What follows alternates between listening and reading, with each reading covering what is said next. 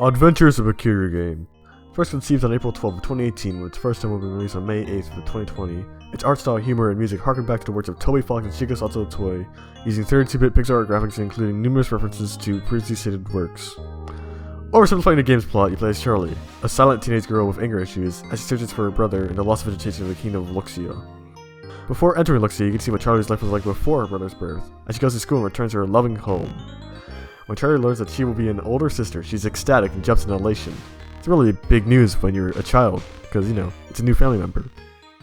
But sometimes things don't go as planned. Charlie's mother dies while delivering Bonzo, Charlie's uncooperative little brother, with Charlie being uninformed of his death. She sleeps alone in the first time of her life as her mother's not there to read her bedtime stories. That was the winter of 1994.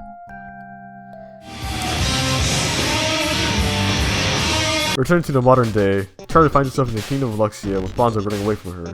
Here we're introduced to Rabbit and Dodo, but not really, because we only get to see them. We don't get to talk to them. Walking around, you're able to interact with many of the items left behind by the duo. One observation that stood out to me was Charlie's commentary on the teacups left behind by Dodo and Rabbit. A ceramic tea set. It seems as empty as promises. Sheesh, man, I know your mom is dead, but you don't need to be so pessimistic. In all honesty though, this is a pretty good line for establishing Charlie's character. She feels spiteful after her mother's death, as she promised her that everything will be alright in the end, while reading her bedtime stories. Later in the game, her pessimism will be further explored in her nightmare segments. I believe that disruptions of peace will be a recurring theme in this game, as it is re-emphasized with the entrance of Bonzo and Luxia. Moving on from the entrance to Luxia, Charlie meets a talking frog, who goes by Slippy. Slippy is basically the hitman from Earthbound, but instead of paying you money, you pay him with frog milk. I don't think that frogs produce milk. At least not milk that you can drink. Oh yeah, the frog's a douche, but it's probably from a social isolation and alienation from frog society.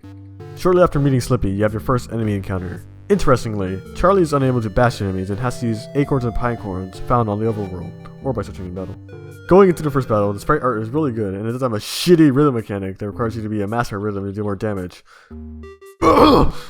However, I personally believe that enemies have too much health. I will compare Oddventure's first encounter to Earthbound's first encounter, because Adventure is inspired by Earthbound and its theming and the battle systems are pretty similar. In Earthbound, your first enemy encounter eases you into the game's combat mechanics, with none of the enemies having above 30 HP. While you do little damage, your attacks don't feel inconsequential, probably because you have King and Pokey assisting you in battle. With Adventure's first encounter, you do about 12 to 15 damage per throw, and it takes about 3 turns to kill a dwarf. This means that the dwarf has at least 36 HP, which doesn't sound like a lot, but it makes the player feel underpowered. This is actually a moot point for scripted encounters, because for scripted encounters you only attack one enemy, and the encounter ends after a certain amount of turns rather than damage. However, this criticism does apply to most every other encounter in the game, other than boss fights, like when you fight 2 enemies at the same time. Also, did you notice that? Adventure's main gimmick is its incorporation of mood into the battle system. If your mood is too low, you can become depressed in battle and lose a turn. Being happy doesn't really do much in battle other than temporarily make it harder for you to be depressed. Okay, so we've covered how your mood affects gameplay, but how does influencing the enemy's mood affect gameplay? Well, I'm glad you asked. Charlie is apparently a mood mentor, and is particularly effective at influencing the mood of her enemies. If you choose to increase the mood of your enemy, then you can gain more post-battle goods. However, pacifism isn't for everyone. Some people wake up and choose violence.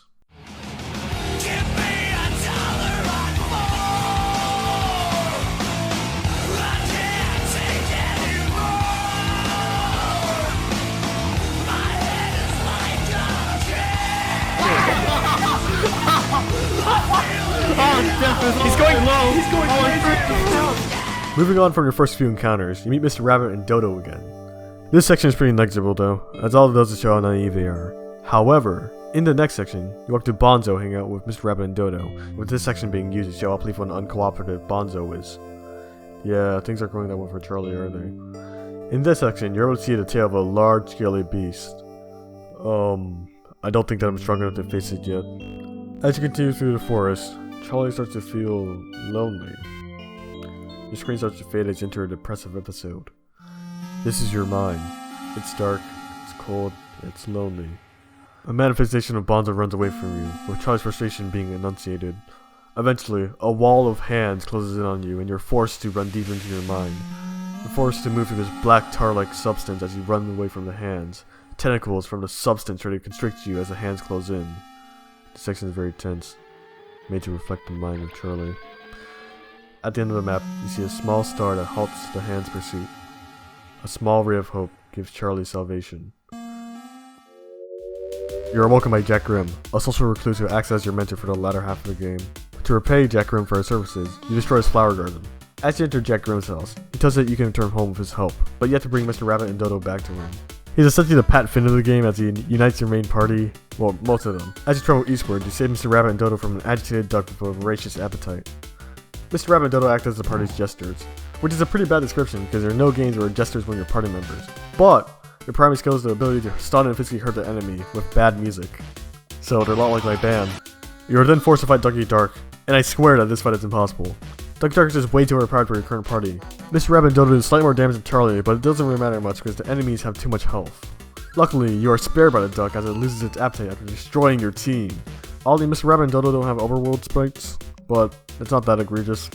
After multiple battles, you reach the home of the 7 overly manly dwarves. Something I don't like about the battles and Oddventures, the use of consumables to fill your health and your mood. I always felt like I didn't have enough items to fully restore my party. As you talk with Beardy, the Dawn, he asks you to help find and return one of their lost siblings. Also, Bonzo joins your party. He serves as your primary damage dealer, and is the fastest character in your party. I also like the attention to detail in the dwarf's house. Protein powder, muscle posters, drugs. It really establishes their character as, muscle maniacs. Remember that dwarf that fell face first into the ground in the first half of the game? Yeah, that's the lost brother. So have fun backtracking to the beginning of the game. I believe that the enemies become more bearable with Bonzo as the battles become less tedious. Hold on, wait, I have to take my bullet points real quick. Complain about carrying capacity. So you do have a maximum carrying capacity, which kind of sucks, but it does make sense. But I just wish that your inventory would tell you what your maximum carrying capacity is. Instead of 9, it's like 9 out of 9. What else is on my list? Oh yeah, I would love custom hotkey mappings for this game, because I think that'd be pretty neat. Return to the main game. You're informed that there is a powerful wolf observing the lost dwarf brother. The Crying Wolf serves as the final boss of the demo. It's by far the hardest boss that you can beat.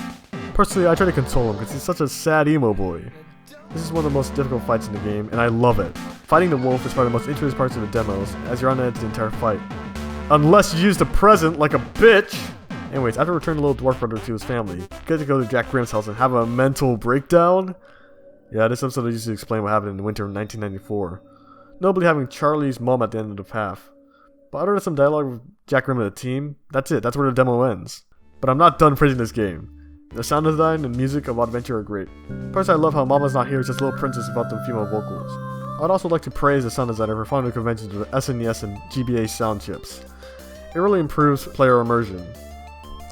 Also, the art style is just beautiful. It, really nails that mother feel on the head.